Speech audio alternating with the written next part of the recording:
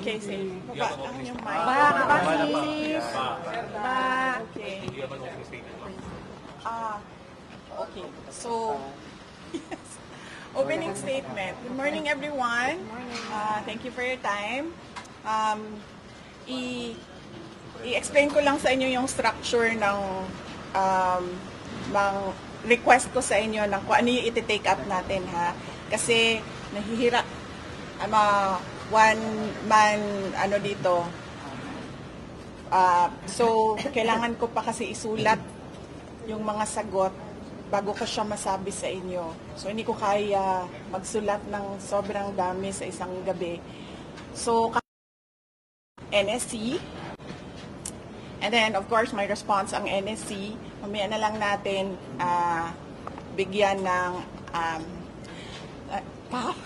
kahapon nasagot natin ng NNC, may response sila. So mamaya lang natin bigyan ng reply yung sa kanila. Sundin na muna natin yung statement ni ES and yung statement ng PSC. Okay.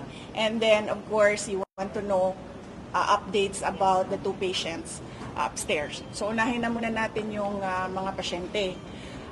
Si Attorney Lopez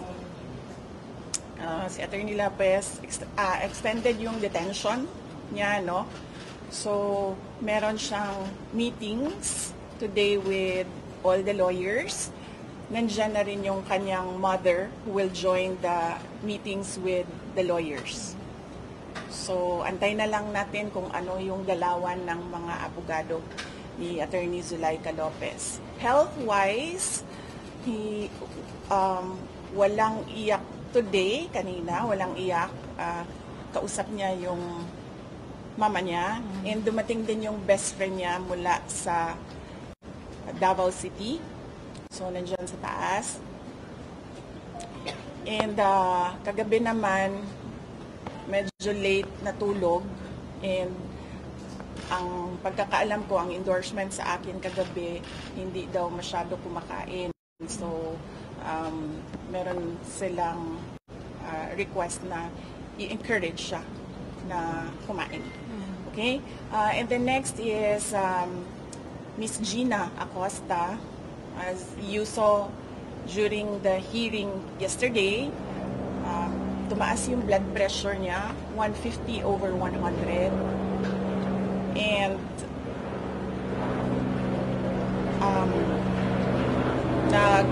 nawalan siya ng consciousness. Tapos, pagdating niya daw dito sa ER, she was unresponsive. Yung parang ginaganon dito ba, hindi ko alam kung ano yun, ginaganon dito. She was unresponsive. Pero na-okay naman siya then after. But merong mga nakita ang mga doctor na follow-up check. Kaya inadmit siya today, and then I visited her this morning. Nagpaalam din ako sa kanya. Ano pa siya, day 1 pa siya sa trauma niya. So, hindi pa masyadong maayos kausap. Tsaka medyo parang pagod. Yes, parang pagod siya.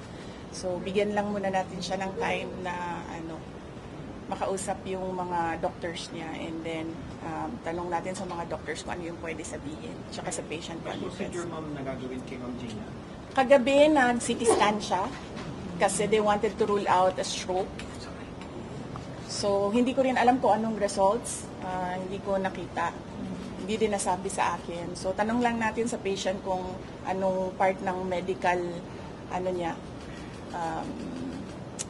information niya ang pwede niyang gusto niyang i-share. Kasi pinagalitan ako ni Nicole kagabi dahil binanggit ko daw yung panic and asthma attack niya na medyo na-traumatize yung family sa Davao. Yes. Ma'am, anong reaction ni Attorney Zulaika doon sa extension po ng contempt niya? Ang sabi niya, she'll take legal steps. Yun yung sabi niya sa akin. And then sinabihan ko siya na, well, hindi na ako sasali sa discussion dyan. Kausapin mo na lang yung mga lawyers mo. Anyway, nag-hire ka man ng lawyers mo. So, ngayon, isa-isa darating yun. Mag-usap sila. Tsaka nandyan din yung mother. Yun din yun sinasabi ng nanay niya because yung nanay na nanay niya is used to work for the courts in Davao City. So, merong alam sa batas.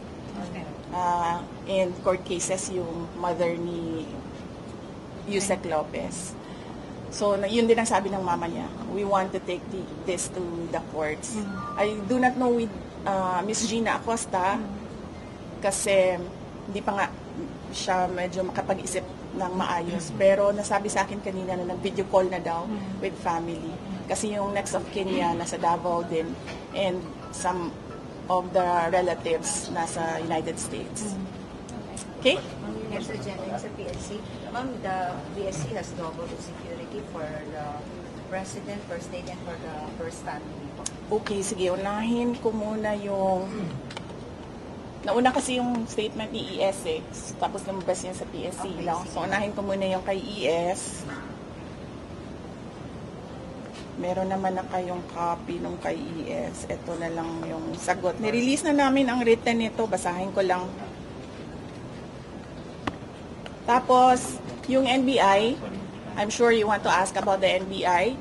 Since hindi ko pa nababasa kung ano yung isi-serve nila sa akin, we will talk about NBI tomorrow. Pag-anuhin nyo lang muna ako kasi kailangan ko din isulat kung ano yung isasagot. So, give me time to read and think about it.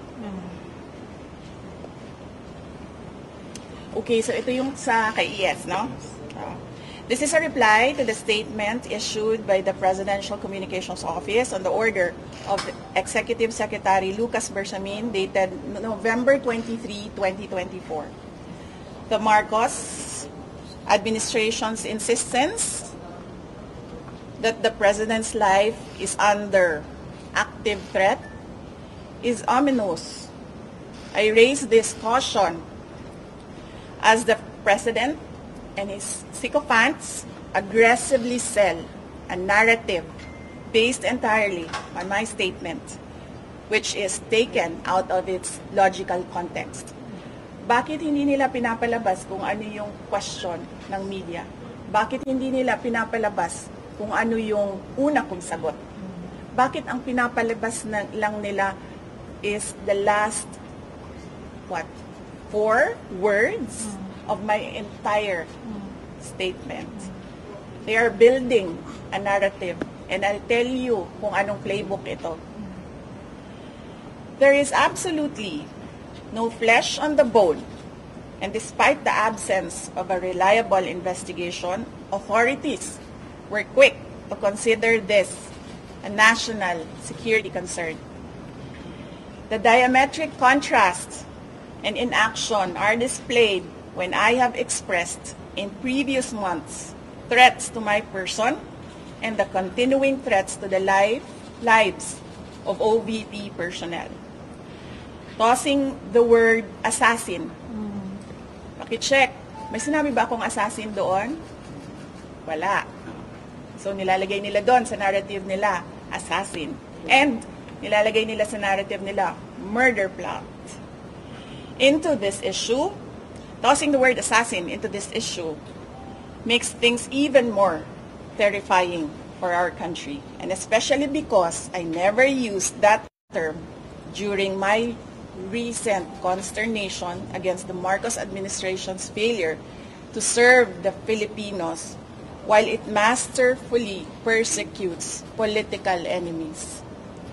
Common sense should be enough for us to understand and accept that the supposed conditional act of revenge does not constitute to an active threat. This is a plan without a flesh. Pag pinipilit mo siya na active threat siya, isipin ninyo ang buong mundo na nanonood. Ganito ba ang kapasidad ng mga Pilipino na mag-isip? Diba? Ba't wala silang pakialam dyan? Pero ako, nahihiya ako na ganito ang kapasidad ng mga tao sa administrasyon. I am confident that an honest scrutiny would easily expose this narrative to be a farce, imagined, or nothing at all. So, may question kayo?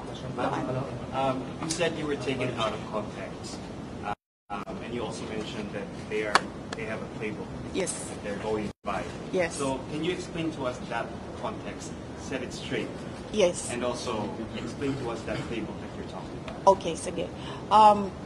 So the context is, what did I say? I was asked, do you know about the Roman? I'm sorry ha. I was asking for the transcription of all that I said. I did not get it before I came down, so I have a problem remembering the exact words. Yes. So there was a question about Romanov, and I said, well, this is the first time that I've heard of that, but I've been warned by 2 persons already. 2. Be careful. I forget now what the words were said, but I will review my notes and I will tell you what that one person said and how he said to be careful, and that one other person, what that other person said. So, tatlo na yon. One person warned me, another person warned me, and then I was asked during a press briefing by a media person if I know of these plans, if you can say the word, if that is the correct word to use here, plans. So I answered, I was asked Romanov, and then I answered, I was told by 2 people, this is the first time I've heard of Romanov, so that is the 3rd already. And I said, don't worry about my security. If they kill me, if I die, kapag pinatay ako, or kapag namatay ako, in the context of, don't worry about my security. So this means, pinatay ka. Diba? Kasi hindi ka naman mamamatay by heart attack in relation to your security. Diba? So, pag namatay ako, I already asked a person to take revenge against 3 individuals.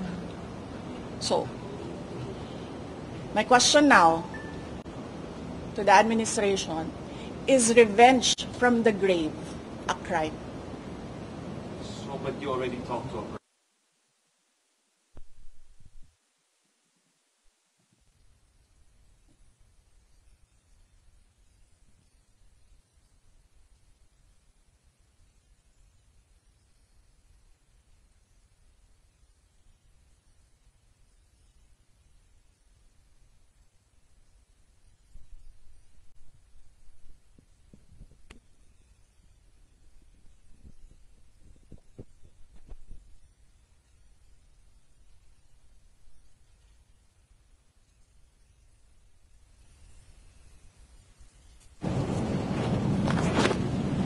And then somebody was assassinated on the airport tarmac. Diba?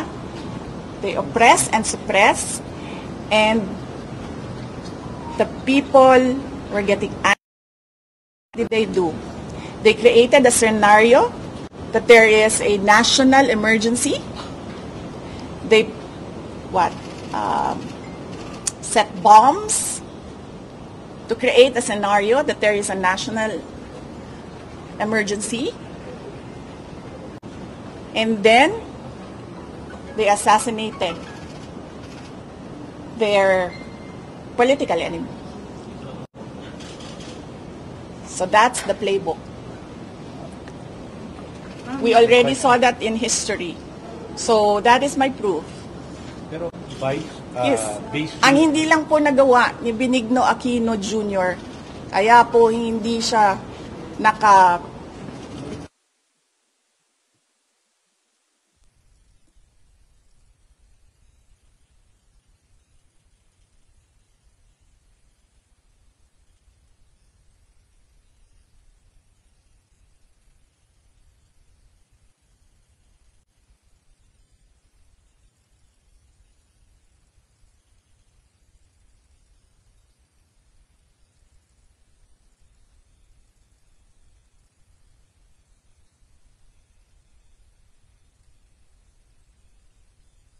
dun sa naging statement ko? I have to cut that, sir, because I have to read the subpoena.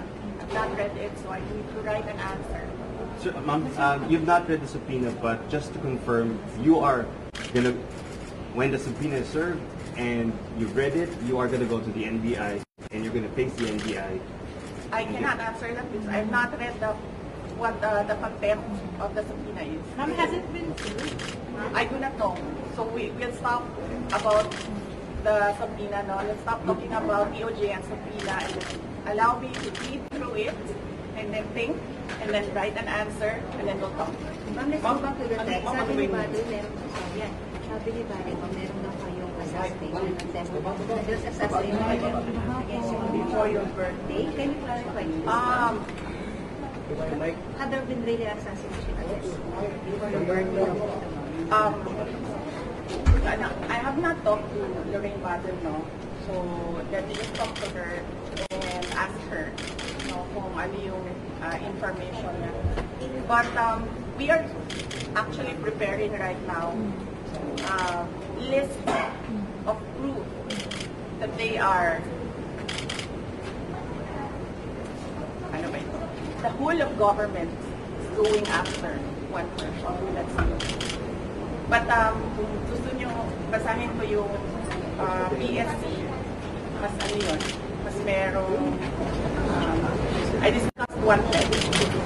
So, You wanna do that? You wanna do PSC? Let's do PSC. But maraming salamat sa pagbabantay ninyo kay Yusek Lopez and kay Gina Acosta. And pakiusap ko lang na bantayan ninyo siya kahit mag-shifting lang kayo, maiwan lang isa just to make sure na, kasi may takot din yung nasa taas na, actually ang takot ni Yusek Lopez lagi sa gabi. Oo, kasi hulog lahat ng tao, nagpapahinga lahat ng tao. Walang makakapala. So maraming salamat. Okay, PSC tayo. This is in response to the statement of the Presidential Security Command dated 25 November 2024. The Vice President Security and Protection Group was created and became an armed forces of the Philippines wide support and separate unit by virtue of the Department of National Defense Order signed by former Secretary Delphine Lorenzana dated June 20, 2022. With a corresponding AFE table of personnel and equipment. This was a move to distinguish the security of the Vice President and make it independent. After I resigned from DepEd, kita niyo na yung pattern, after I resigned from DepEd, the unit was unceremoniously assigned as a unit under the Presidential Security Command, July 9, 2024, ang order ng DND. Therefore, the security of the Vice President is now under the control of the PSC and as a consequence is influenced by the decisions of the Office of the President. Presuming that the PSC is still a non-partisan professional organization, why is the command eerily quiet on the documented threats to me, my family, and the OVP personnel? The silence. Ito, natural assumption ito natin lahat. The silence is proof that the inclusion of the VP-SPG in the PSC is clearly to undermine my security and nothing else. So that's one threat. Bigyan ko kayo ng listahan ng madami with proof. Ito, with proof. There's a DND order. Separating your security. Yes, no. Tucking my security under PSC, which is influenced by the decisions of the Office of the President. So ano yan? Lahat ng galaw ko, lahat ng ginagawa ko, kung saan ako, alam niya, alam nila. So anong gagawin nila? Anong value ng information sa kanila after ako mag-resign sa DepEd?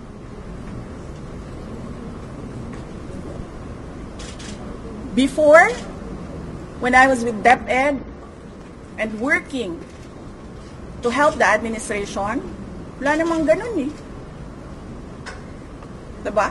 Tapos pag mag-resign ka, ganito ang gagawin sa security mo, imo-monitor ka. Well, that's one threat. So, I'm coming up with a list of threats, pero we'll take that up baka next week na. Kasi, tao lang po. Hindi kaya magsulat ng kayo, magagaling kayo, mabilis kayo magsulat. Ako, kailangan ko... Are you afraid? Are you saying that there's a threat for you to get killed by the administration? Well, that is a possibility. You see what they're doing right now? That is an example. They are undermining my security. That is just from the PSC. Hindi ko pa dinidiscuss ang galing sa PNP. Diba? Ang intend to Ma'am, hire. yung nagsabi sa iyo ng dalawang tao, anong klaseng threat naman yung sinabi sa iyo, yung binarn sa inyo? Hindi ko, mahirap kasi mag-browse ngayon. Hindi ko maalala yung words na ginamit. Oo. With this, I don't trust my memory. Pero in what manner ba? Assassination plot ba yun? Paano ba yun? Hindi, iba-iba yung words na no assassination plot. But the general message is threat to life. Yes. Marina lang you said something like that. Oo, huwag nyo lang muna i-quote ha, kasi hindi ko maalala. I don't trust my memory right now, so I need to review the notes so that I give you a verbatim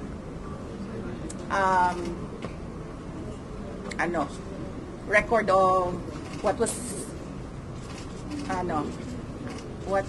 said by the two individuals. Ma'am, with this, do you also intend to double your security also like the PSC? Like what they're doing now to the first family of the president? Hindi ko na ini-expect yan, ma'am, sa PSC. And hindi ko rin tatanggapin, ma'am, at this point, kung magdadagdag sila ng mga tao dito. Kasi hindi na natin alam kung non-partisan ba yung Well, not necessarily idadagdag nila. Not necessarily coming from PSC. No, I don't trust anyone right now. So yes. Even your security? Even if PSC acts on what I said, no, I will not accept it anymore. That is what I did with PNP. Hindi na. Kasi hindi na natin alam eh. Baka igagawin pa yan nilang rason na maglagay ng mga tao dyan na nagtatrabaho para sa kanila. Okay lang.